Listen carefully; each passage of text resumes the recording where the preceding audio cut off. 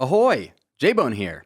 Before we get into today's episode that's dedicated to responding to awesome questions, hot takes, and more from Formula Bone F1 show listeners, I want to remind you all that there's a way that you can fill the void left in your heart and soul by it currently being the F1 offseason, and that void filler is the Formula Bone Twitch stream. So twitch.tv/Formula Bone is where you can watch me, J-Bone, play the Formula One video game in my new sim rig. A sim rig is just a fancy way of saying it's like a seat that you attach a electronic steering wheel and pedals to, and then you pretend like you're in a car. Like a fool, I spent $600 on a video game, steering wheel, pedals, and driving seat so I can pretend that I'm an F1 driver until F1 comes back in March. And you can reap the benefits of my idiocy by watching me drive and cheering me on. The F1 offseason makes you do crazy things, like spend $600 on fake driving stuff. I currently have one more practice stream lined up before I kick off my career mode later next week, and that stream, that is my practice one, will be coming this coming Monday, January 17th, 2022, and it is at 6:30 p.m. Central Time. Mark your calendars, please. To catch you up to speed, by the way, in order to fill the F1 offseason void, I have vowed to drive an entire career mode season's worth of Grand Prix between now and the start of the 2022 F1 season in March. It's going to be a ton of streaming, and it's going to be a ton of fun. Check it all out at twitch.tv/Formula Bone. All right, folks, let's get into it. This is the Formula Bone F1 show. J-Bone!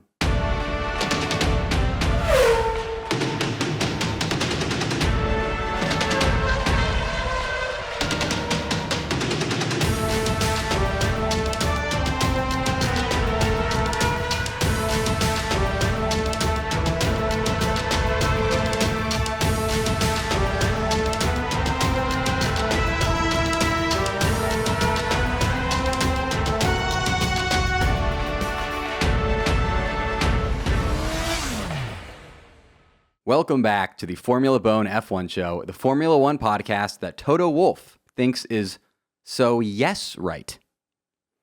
Yes, J-Bone, yes, this is so right. That's Toto Wolff, probably. I'm Jared Borislow, but you can call me J-Bone. Thank you for joining me here today. And away we go. If you follow at Formula Bone on Twitter or Instagram, then you know that I just set up a Formula Bone call-in hotline number.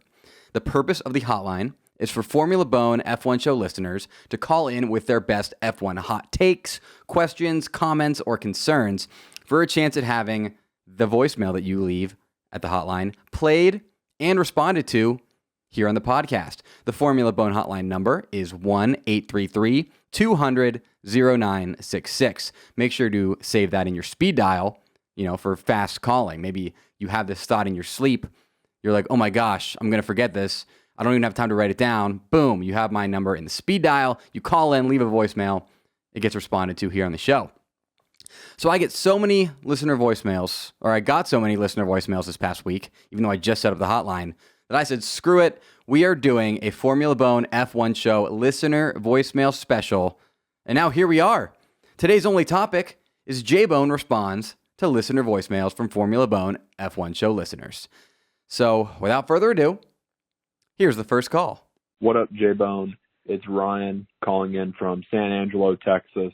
Originally, actually from Austin, Texas. But my question for you is, which team do you think will have the biggest improvement going into the 2022 season with the new regulations? I truly have no idea, but I just want to hear what your opinion is on it. Thanks. Have a good podcast. Thank you, Ryan. I will have a good podcast. So for me, this one is pretty easy, okay? There's an old saying in Boneland, not current Boneland, the old Boneland, the old country. And it goes something like, when you're at the bottom, there's nowhere to go but up.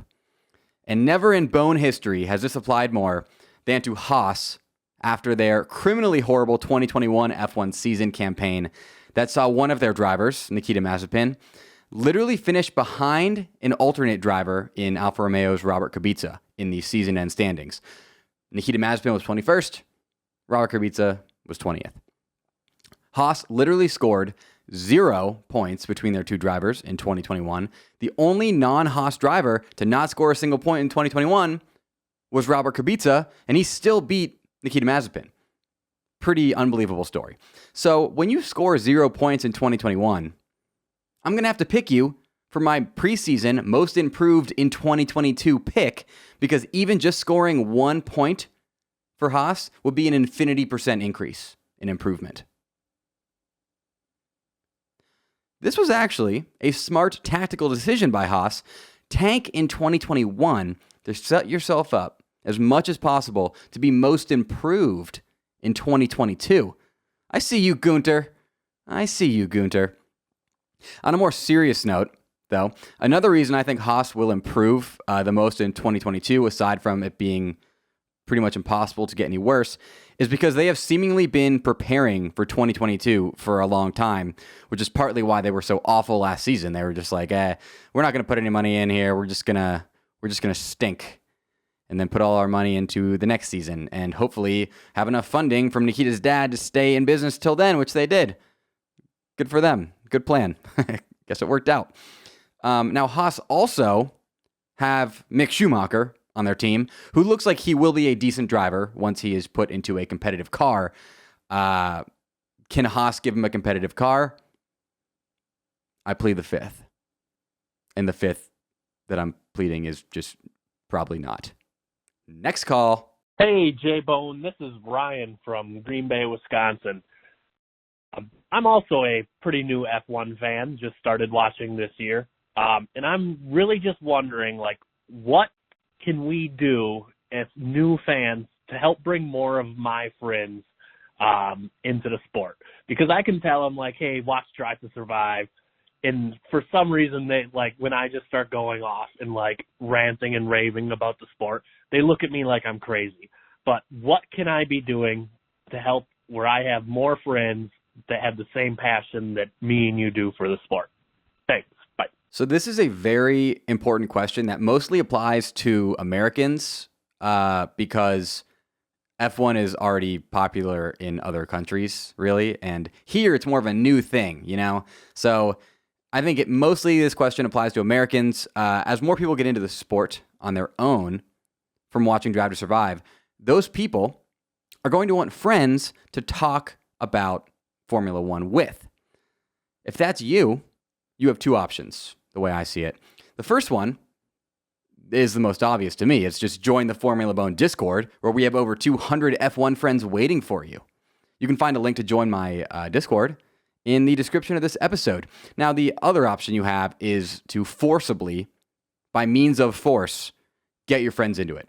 If you tell them to go watch Drive to Survive and they go, yeah, man, for sure, I'll do that. They're not gonna do it, and you're gonna have to force them by means of force. So some ways to do this that I've found helpful. Number one, invite friends over for dinner and drinks that you pay for, and make them watch Drive to Survive with you as a thank you. Now, you can either say up front, hey, I'm getting you dinner and drinks and you're going to watch Drive to Survive in return, or you can just say, hey, come over for dinner and drinks, and then put Drive to Survive on and kind of guilt them into watching it with you. They're like, oh, he just made me dinner and he gave me a beer, so I guess I might as well do the thing he wants me to do. Either one works, honestly. Whichever one you want to do, can't really go wrong. Now, another thing you can do, this one's a little more extreme, is replace the steering wheel in their car with an F1 steering wheel, so then they'll have to watch F1 content in order to know how to drive their car. I haven't actually tried this one, to be honest with you. I just thought of it right before recording, but I think it has legs. I really do. Now, more realistically than that one, you can just kind of slowly send your friends who you want to get into F1, maybe the coolest highlights or the funniest memes, some of the stuff that appeals more to the mainstream, to slowly break their barriers down until they finally agree to either watch Drive to Survive or watch a race with you. The biggest thing you can do, though, to get your friends into F1, if they're not and you want them to be, is honestly just be really passionate about F1, so that passion then rubs off on them and they're like, you know what? Some passion sounds good in my life. Maybe they just had the bad relationship troubles, and they need some passion in their life, and they can put that passion into Formula One. Not sure why I picked that as an example, but it's something that it's a void that could be filled by F1 passion. So also make sure to be super patient with any friends who you're trying to get into F1. Just like you had when you got into it, they're going to have a ton of questions. They're going to have a ton of stupid questions that, like you need to answer and not make them feel stupid, because then they're going to be like, oh, screw you, buddy. Don't make me feel stupid. I'm trying to learn a new thing. So you never try to make somebody feel stupid. Any question is a good question when you're getting somebody into F1. Next call. J-Bone, this is Price. I'm here with my beautiful wife, Sally. First-time caller, long-time listener. Question for you. Interested your take on what the best F1 souvenir or keepsake maybe from a race would be. My wife and I often argue about this. Like, the obvious answer is a used helmet, but I'm surprised you can't buy like a chewed-up soft tire, even from qualification or free practice. I feel like that'd be pretty cool to have on your mantle. So, or maybe even one of those like foam blocks that they crush through when they're off the track. So, interested in your take. What would you take from a race or from a paddock as like something you want to have in your house or apartment? I like how he said first-time caller. I would sure hope so, because I just set up the hotline. So I don't know. If you're not a first-time caller, I don't know where you've been calling, but it's not into the Formula Bone F1 show.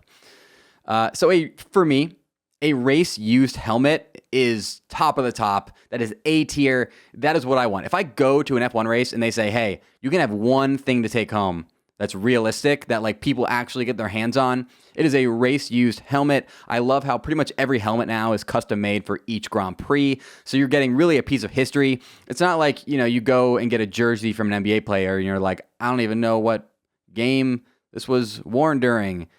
The helmet is literally designed for each race in a lot of cases. So it's like, oh, that is the, 2021 Saudi Arabian Grand Prix helmet. Like, that would be so cool to me. If you're an F1 driver listening and you send me a helmet, I'll do whatever you want. So a tire would be tight. I agree with the caller, except Pirelli actually takes used tires from Grand Prix and analyzes them for data, to get like a better feel for the compounds. It's how they find out what compounds to use for each racetrack. And then they send the tires afterwards to be used as fuel at cement factories. So you'd have to find a way to circumvent that process of Pirelli's to get your hand on one, but, it might be possible.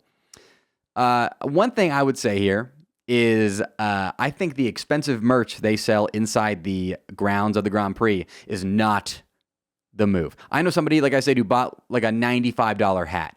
You can just go online after the race and get the same hat. Like, unless you're getting it autographed by somebody. And I don't mean just like buying a $95 hat and then turning to the guy sitting next to you in the grandstands and being like, hey man, can you autograph this so I don't feel like such a bad spender of money? I mean, like, getting a team principal or a driver. So do not buy. I really went into the United States Grand Prix, which I attended. Not trying to flex, just stating the truth. And I went in expecting to go and buy some merch. And after I was there and I looked at the prices, I was like, wait, I could literally get three hats for the price of that hat, and they're all going to be cooler than that hat, So I highly recommend not buying merch inside the grounds. The only exception to this in my eyes is if, let's say, you're a Mercedes fan and you go into the race and you want to wear Mercedes gear for the race to show everybody you're a Mercedes fan and you don't own any yet, and it's kind of like a last-ditch effort thing, I say you can do it, but like plan ahead, you're going to a race in a month, buy some gear before. So some really cool souvenirs. I have one cool souvenir I want to talk about, and then one souvenir that I got from the United States Grand Prix that I'll let you make a judgment call on if you think is cool or not. So the first one that I did not get, but I saw people get both at the Italian Grand Prix and at the United States Grand Prix, is a DRS sign. Now, here's the issue. It's definitely cool. It's definitely against the rules and probably laws. But I saw people in the United States Grand Prix, somebody just took a DRS sign after the race in the track wall. They just took it and walked out with it. And I saw the same thing at the Italian Grand Prix on the broadcast. They're showing people like in the crowd just holding a DRS sign. While very cool, I'm not going to advocate for getting one because it's illegal and all that, but it was still cool to me. So the souvenir I did get from the United States Grand Prix, it's just, okay, so I'm doing the track walk, right? And I think I was at turn 5. And I looked down and I saw this coily melted piece of rubber. And I was like, oh my God, that's burnt rubber from a tire. That's kind of cool. Kind of a cool little keepsake. So I picked up a few pieces of burnt rubber from tires and just put them in my backpack. I think they're still in my backpack. I don't think I ever took them out. They probably just look like trash. I don't know why I thought that was cool at the time. I mean, it's not like right now I think it's not cool. I think just looking back, it's like kind of weird because I'm never going to do anything with that. It's just more of like a physical keepsake to have from that event. Let me know. Respond to me on social media. Shoot me a DM. Let me know if you think it's weird that I collected tire rubber from off the track at the United States Grand Prix as a souvenir. I would love to hear from you. Support for the Formula Bone F1 show is brought to you in part by Manscaped, who is the Max Verstappen of men's below-the-waist grooming, aka the current champion of the world. Manscaping is the art of taming a man's unruly body hair, which spans from the chest pubes down to the ball fro and below. And let me once again admit something to all of you, because I'm an open book here. I used to manscape with the same trimmer that I used on my face. I'm not proud of it. I regret it. It's definitely gross. I know some of you listening, though, have also done it. Maybe you still do it. If you do, don't say anything. Don't ever admit that. What you need to do is just get with Manscaped, okay? I love Manscaped because they are here to solve the same trimmer for the face and the rest of the body issue for all of us once and for all. Manscaped offers precision-engineered tools for your family jewels. They just launched their 4th-generation trimmer, the Lawnmower 4.0, and it is the greatest groin and body hair trimmer ever conceived. The trimmer is waterproof, and it helps reduce a bunch of manscaping hazards, such as nicks, ingrown hairs, and grooming accidents. It also features wireless charging, that's futuristic, and it comes with 4 guard lengths for the Lawnmower 4.0 for just the right trim, no matter what length you want it to be. Manscaped also has a nose hair trimmer that is an absolute godsend when you have a hairy face like I do. I love mine. You'll love it too. Get 20% off and free shipping with the code FBO at manscaped.com. That's 20% off with free shipping at manscaped.com and use code FBO. FBO. Unlock your confidence and always use the right tools for the job with Manscaped. Your balls will thank you. Thank you to Manscaped for supporting the Formula Bone F1 show. Time for some more calls. Hi, J-Bone. This is Jeffrey calling from Massachusetts. So 2021 has been a great year for Formula One memes. We got some excellent memes such as Lance Stroll interrupting stuff and Toto Wolff's various facial expressions and radio messages. So I wanted to know, who or what do you think will be the subject of the greatest memes coming in 2022? Thanks, and love to hear your thoughts. Okay, so my 2022 Formula One meme predictions. Now, I think Mazepin is all memed out, okay? There were so many Mazepin memes in 2021 that he's like a ringed out meme towel that's just completely dry now, having had all the memes extracted out of him. So I think Mazepin's memeitude is over unless the Haas is really competitive in 2022, in which case there will be some other definite Mazepin memes coming out. So my actual predictions, though, I think Alpine is going to be fighting for best of the rest next season. And for that reason, I believe El Plan will be even bigger than it was in 2021. I think 2022 is going to be a huge season for El Plan memes. Now, I also think Bottas being on what I predict will be a non-competitive Alfa Romeo now will also make for some incredible memes. Think about all the Bottas memes you've seen and that you laughed at, and then imagine how much funnier they will be with the framing of him fighting for points and not being in an unbelievable car. Even though I'm a big Bottas fan, I can always appreciate a good meme. So El Plan, Bottas, no Mazepin. That is my 2022 F1 season meme predictions. Next call. Hey, J-Bone, this is Shay. I'm in Austin just like you are. I just want to ask for a second about Mick Schumacher. So I kind of wonder if this guy is actually on his dad's level and Lewis's level, and if his Haas car is just so bad that he just can't make up for it no matter what he does. Because, I mean, obviously now he's a Ferrari reserve driver. Ferrari's pretty obviously grooming him to be on their team. I just think he might be a whole lot better than everybody, than he's able to show in his Haas. So just kind of wanted to know what you were thinking about that. While I definitely don't think Mick Schumacher is on either his dad's or Lewis's level yet, he's shown a lot of promise, even though he's racing while sitting in what is effectively the driver's seat of a garbage truck. The other drivers also see Mick's potential, as he was ranked the number 10 driver in 2021 as ranked by the Formula One grid, even though he scored 0 points. Pretty amazing to get 10th out of 20 as ranked by your peers, having scored 0 points. That shows, I think, that the drivers can separate the results from the driver, which you have to do when you're talking about Haas, except maybe not with Mazepin. Unclear. So yes, I definitely think that Mick is way better than what he's been able to show in a Haas, and he'll only continue to get better as he gets more Formula One experience. It seems to me like a foregone conclusion. Mick Schumacher will be a Ferrari first-team driver in the next 5 years. I think he's been groomed for this probably since he was born, maybe.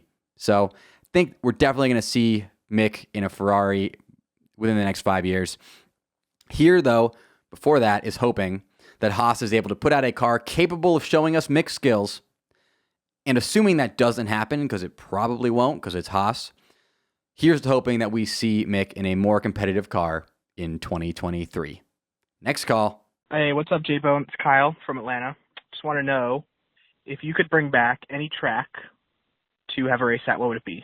My answer is Sepang, because I thought there were some great races there, but I'd like to get your thoughts. See ya. So I have two answers here, except they're not old circuits, but rather defunct sections of current circuits. So banked corners are having a big resurgence right now, as you guys all saw by watching this past season. Zandvoort, Jeddah, and Abu Dhabi, Yas Marina, all featured a banked corner, sometimes multiple. And before that, in 2020, there were no banked corners, if you can believe that. None. I say we continue this banked corner celebration by adding back in Monza's iconic banked section and also Mexico City's La Peraltada. Now, it's not going to be the easiest thing to do. We're going to need a weed whacker and some chainsaws at Monza, because that is pretty overgrown looking. And we're going to need a wrecking ball in Mexico City, because the iconic Foro Sol Stadium section was unfortunately built on top of La Peraltada. So, easy enough, right?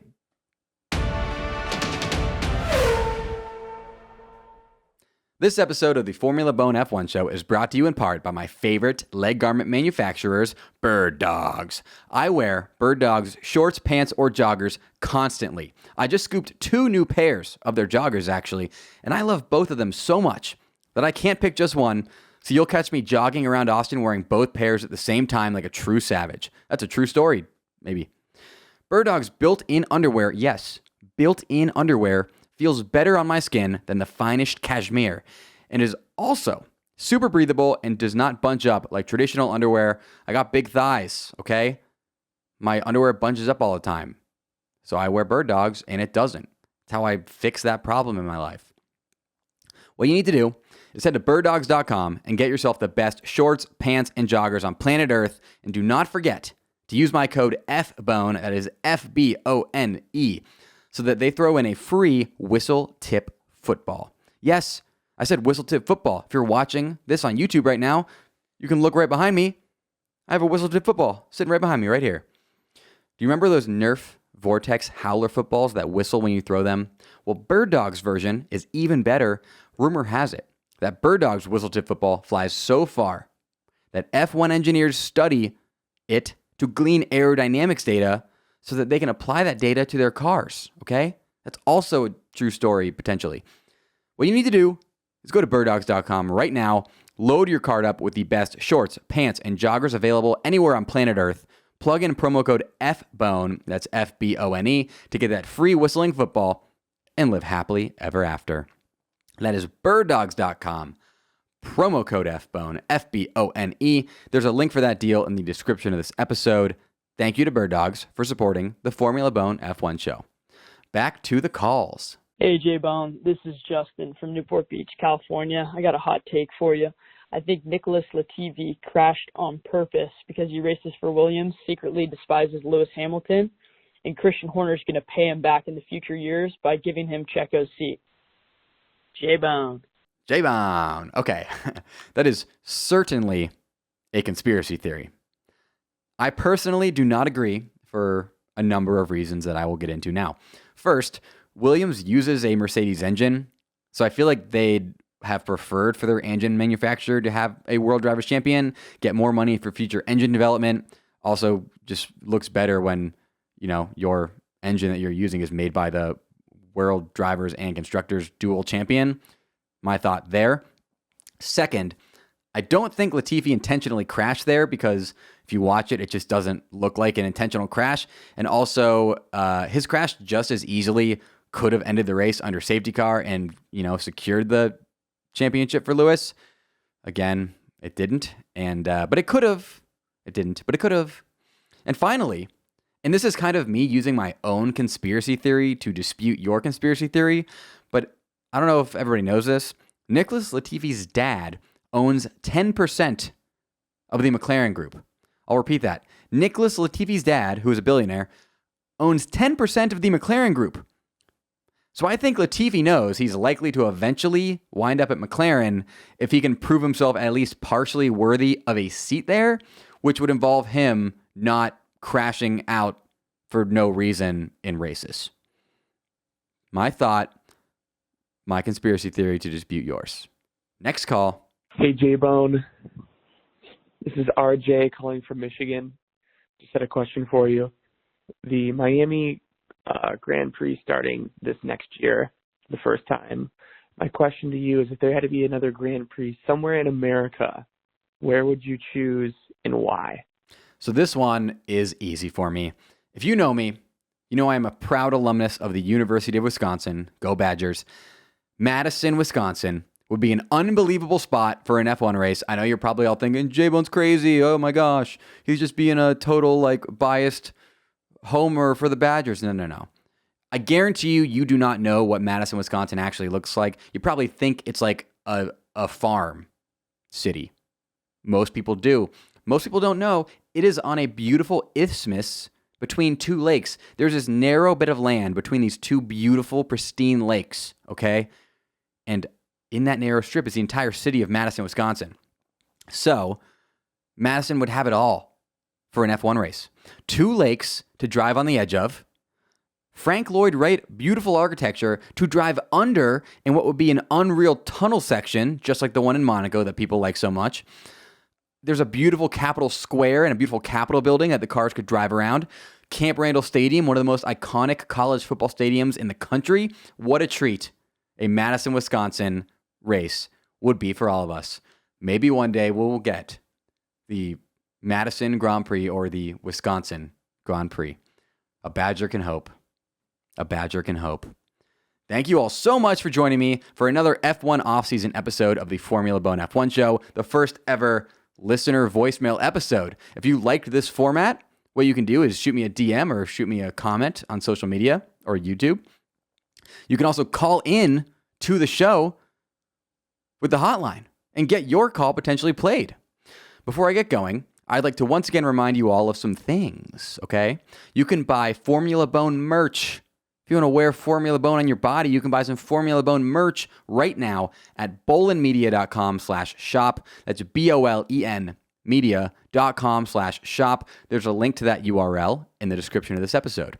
At the very least, go check out the designs. I think you'll like them, and there will be more designs coming soon. If you have an idea for a design you want me to make for Formula Bone merch, shoot me a DM, shoot me a social media comment.